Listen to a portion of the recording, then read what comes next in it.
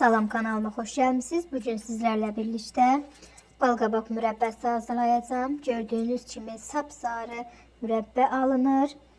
Reseptdən düzgün istifadə etsəniz, indi isə başlayaq. İlk öncə balqabaqları yaxşı soyub, içini təmizləyib doğrayırıq. Mən 2 kilo balqabaqdan istifadə etdim.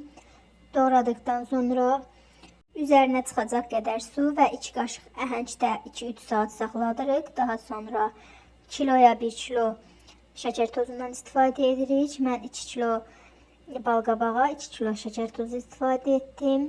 Daha sonra 2 stəkan da su döküb şəkərimizin üstünə əridirik yaxşı. Şəkər tozumuz əridikdən sonra balqabaqları az qaynayan şirənin üzərinə əlavə edirik. Qazın xodunu alırıq və balqabaqların özünün suyu çıxsın.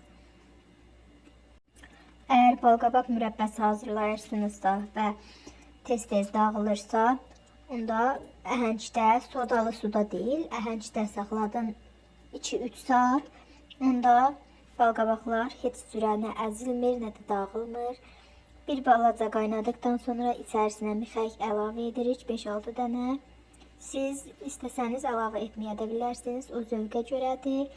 Və bir ədəd mən vanilya əlavə etdim. Dediyim kimi mixək və vanilya zövqə görədir.